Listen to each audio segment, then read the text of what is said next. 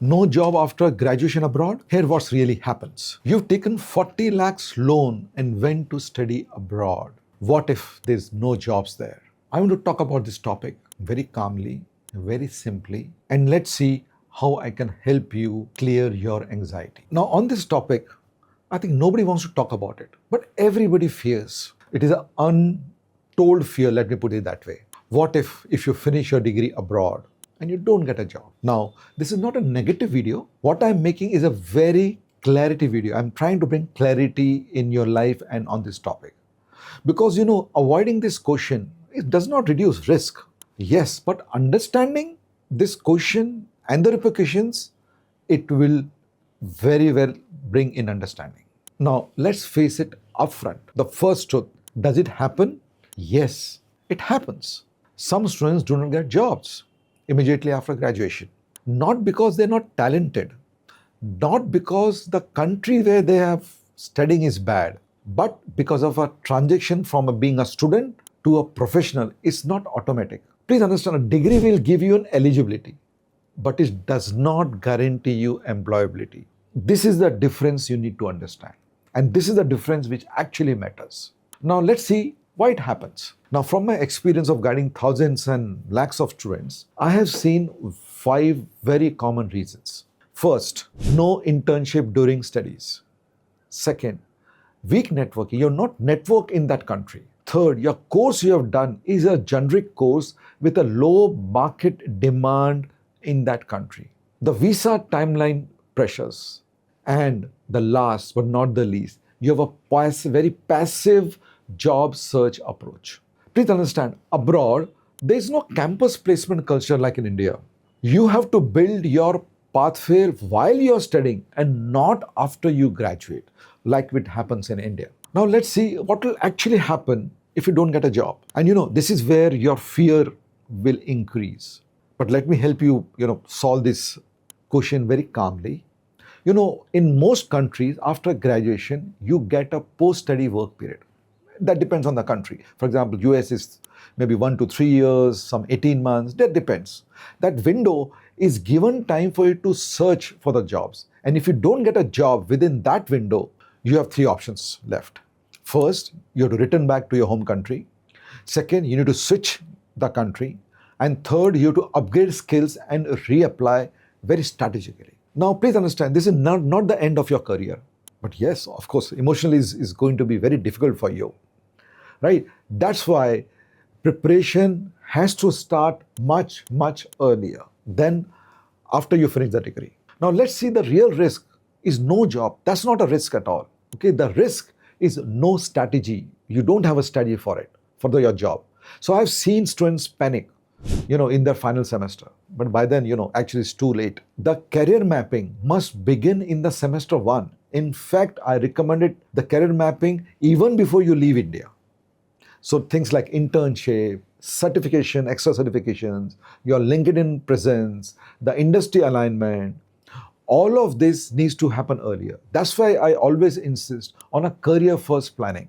Country selection without employability mapping, it will increase your BP, anxiety later. Not only yours, even your parents. Now let me discuss the common pattern which I have seen. 2 students graduating from the same university.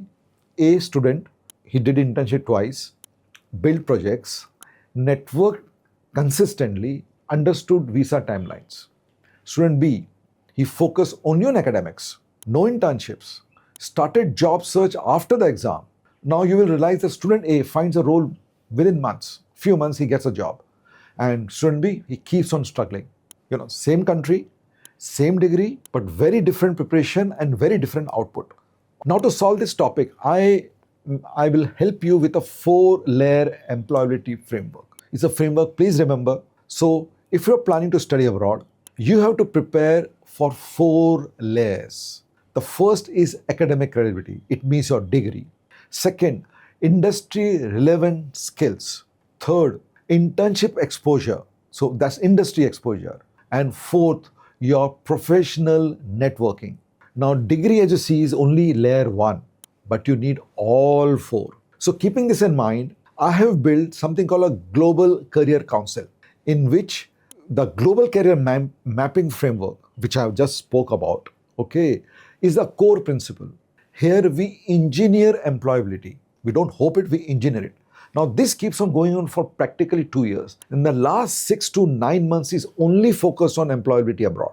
Now in spite of all of this, even if you have to still come back, if you have to return, let's address this, upfront and honestly. This is for parents. Returning home is not failure. For students and parents, keep that in mind.